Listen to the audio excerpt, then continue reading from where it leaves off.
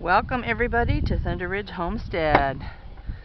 It is the end of April. I'm going to do a little bit of an update today on the homestead and the way things are here.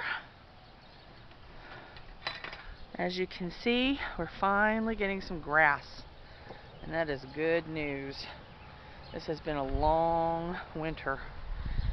It takes us a long time to get some grass here on the homestead. Ooh. We have our new barn roof, and it came in handy because we have been having some thunderstorms. Just big old mess. Okay. I always have a lot of people asking me for turkey pictures. So right now we still have them in their pen out here. As you can see, we had a thunderstorm last night, so we've got mud and a mess, but I'm going to let the turkeys out of the pen. You can watch them come out of the door, hopefully.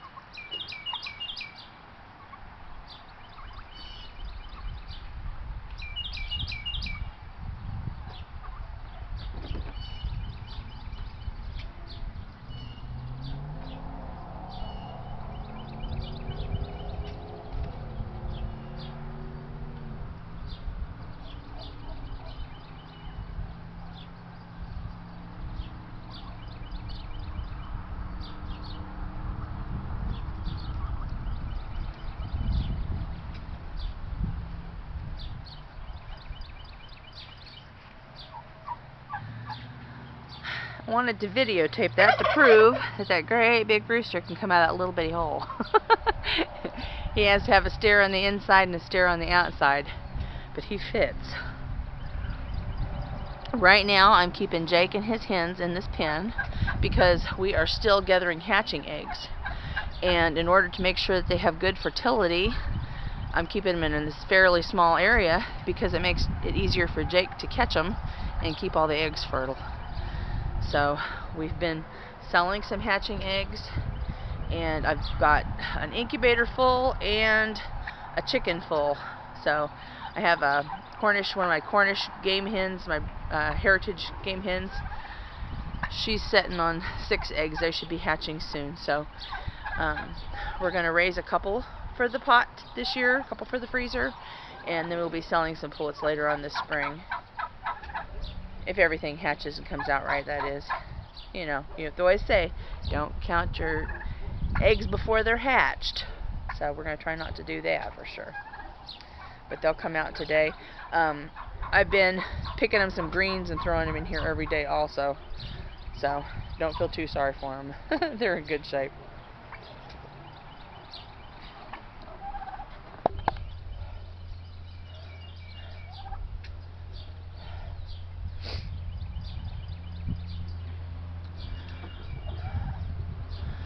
Okay, let's come on into the barn.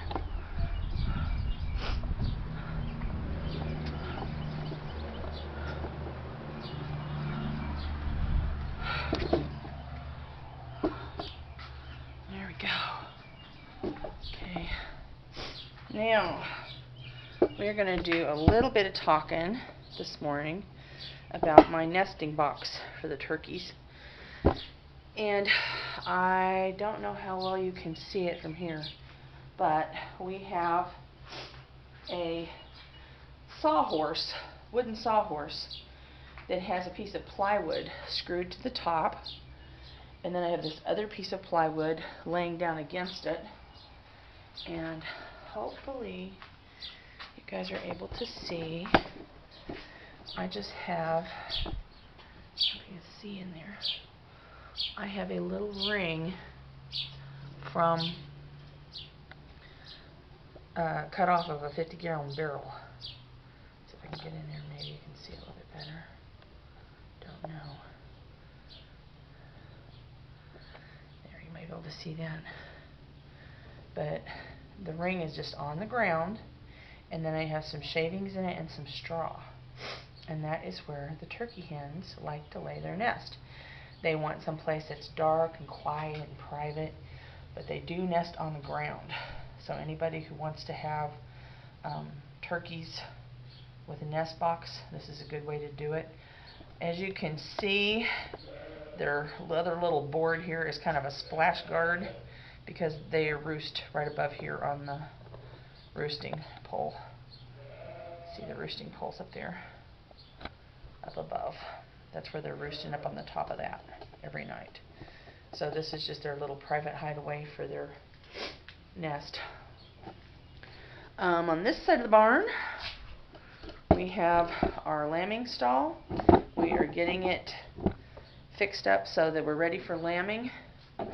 And I want to show you guys a little bit of something here that is a very, very good idea. We've been implementing it for a while. This lambing stall is like, I believe 12 by 12, something like that. So I can move this around so you guys can see. And of course we're going to add more shavings. This is just a little bit to start off with, but we got it all stripped out and clean. It's been drying in here, so it's going to be a nice clean place for the girls when they actually start going into labor. But what I want to show you is it's called a lambing jug. Okay, and how we do it is, right now we have this piece of cattle panel. Well, pardon me, it's actually hog panel because it's short. And also hog panel has closer wires towards the bottom, which makes it better for lambs. But we have this fastened up here against the wall. And I'm going to walk over here and show you right by the post. Right here and there. We have rings. And the rings are hooked on the post, and then they're hooked on with like mountain climber snaps. And I have it so that it'll push back against the wall like that. Okay, that's the first position, and that's the position it's in while they're actually in the process of lambing. When they get done lambing, we're going to be able to move this over real easily. Pick it up like this, and it'll swing right around.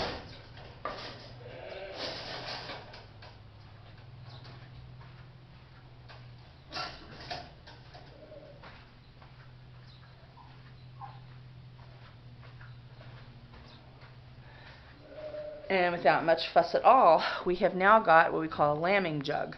And as you can see, it's just a small little pin in the corner here.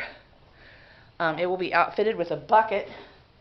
We'll hang it right about here, and it'll be hung up high, and it's a small bucket for water. You do not want to have a big tub or anything down low when you've got new lambs, because they can fall in it and drown. So you want to make sure it's hung up high. I also will put a hay net in the corner. It's a hay bag, I should say, because most of the bag is canvas. It's just got one small place for the hay to come out, and that's to feed the mom. So everything's basically up off of the ground, and that will make a good, safe place for the lambs when they're first born, and so they can get to know mama, and mama can get to know them, and they can't get away from her too far so they don't get like lost in a corner and cold. So that's just how we do our lambing jug. We're also going to try this year, since I've got so many lambing at the same time, to make another jug over in this corner. It'll be fastened in a similar way and be able to push back against the wall when it's out of use, and then open up real quickly and flat so that the girls can have a place to lamb safely and get used to their new babies.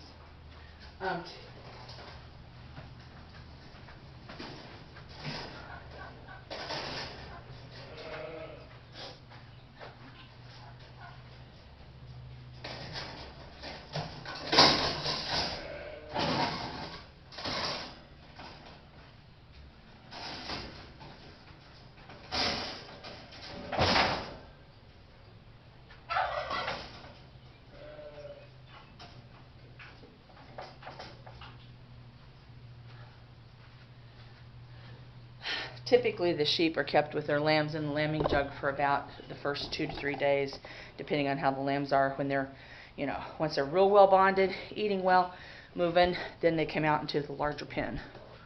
So I just wanted to give you guys a little update on that. We do have a missing element today. We got Moses moved last night. Alright, here are the girls this morning. As you can see, they are still huge and pregnant. This one right here in front is Dot, and she is due first. She should be having babies like any time now. I wanted to kind of do a little bit of a video out here on her because she'll make things a little easier to see. First of all, you can see this sheep time, the black one, and you can see how her babies are being carried. They're like poked way out on both sides, and that's because she's got about 2 weeks left until she lambs. Dot, on the other hand, you can see her over here. Dot, her lambs have dropped. They're all kind of, thanks a lot there, Eula. Come on, Eula. Eula's kind of a better door than she is a window, huh? Eula's the same way though. As you can see, Eula's kind of still carrying her babies out to the side. She's a big sheep, and she is full of babies, so I would not be surprised if she triplets for us this year. I do not know. She's just very, very full of lambs. But, come on, Eula. Come on. Get out of the way so I can show them Dot. Come on. There we go. But anyway, I was trying to show how Dot's babies are down in her belly more, down low. So they're getting ready, she's getting ready to lamb. Also, you can kind of see right by her flank how she's starting to, like right in, see if I can show you right in this area, she's starting to hollow out some. That's a sign of impending lambing. And I don't know if you can tell or not from this angle, but let's see if I can get a little bit better here. So I get a little down lower.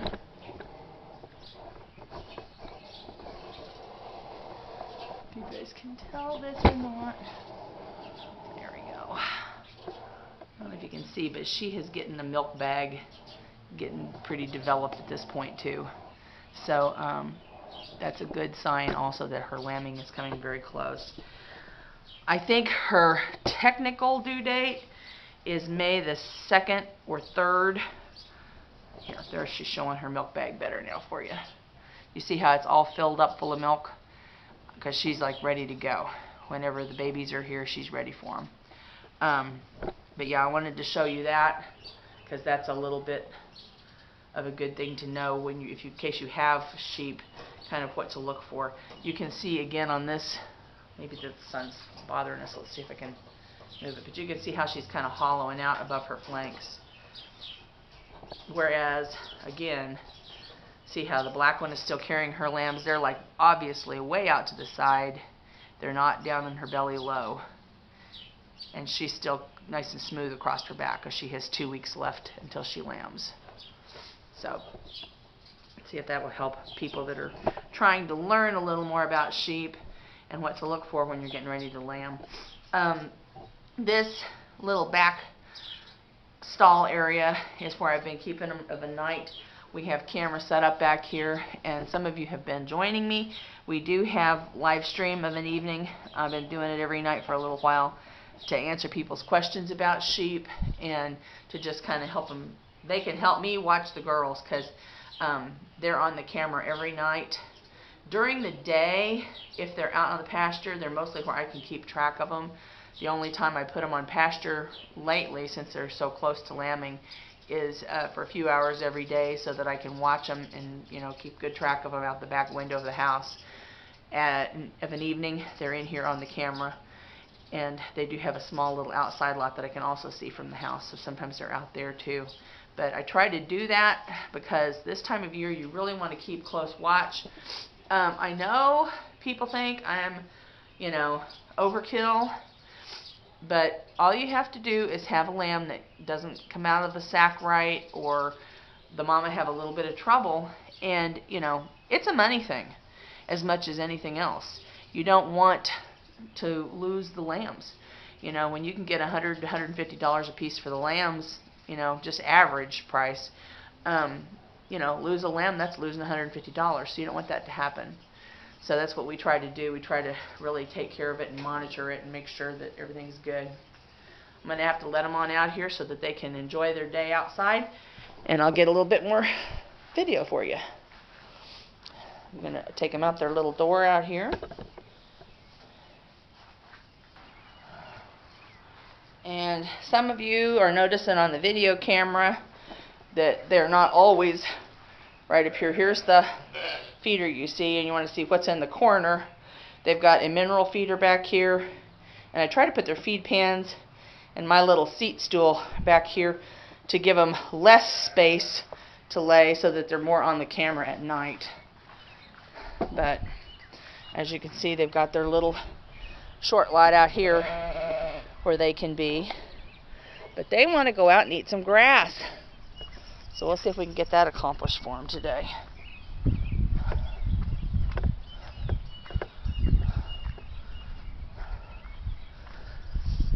Already I'm noticing a nice benefit from having this ram gone, because we've been having to shuffle.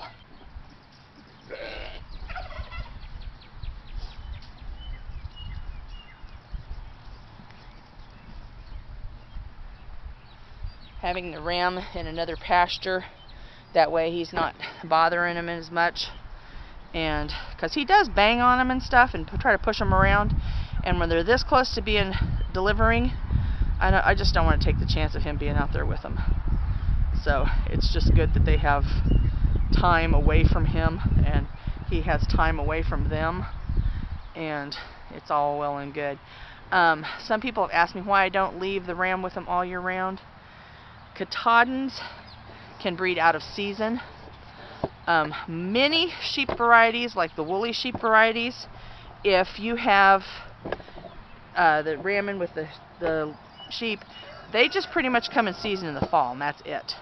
Katahdins are a meat variety. They're bred for commercial meat production, so they can have lambs all year round. And in many ways that's good, because it doesn't limit you. But if you're going to try to keep a ram out with the sheep all the time, you can have lambs at times of the year that you do not want them. For example, with my arthritis and stuff, I definitely do not want to have any lambs, you know, January, February, December. I don't want to deal with it. I don't want to dealing with the lambs in the cold temperatures or anything like that. So that's why we do not breed for that. Typically, I like to have my lambs about March or April. We are a little late this year, but that happens sometimes. But commercially, Katahdin sheep can have lambs, like 3 sets of lambs to 5 sets of lambs in a 2-year period. So they'll have a set of lambs, they'll be rebred in 3 months. They'll have another set of lambs, they'll be rebred in 3 months, they'll have another set of lambs. So it's like, you know, churning them out, and it's really hard on the ewes to do that, so I don't do that either. But as you can see, they're out here enjoying some of this grass. The grass in this front part of the pasture is actually shorter than in the back, so they're going to head out that way in just a little bit usually. But I just wanted to give you a little bit of an update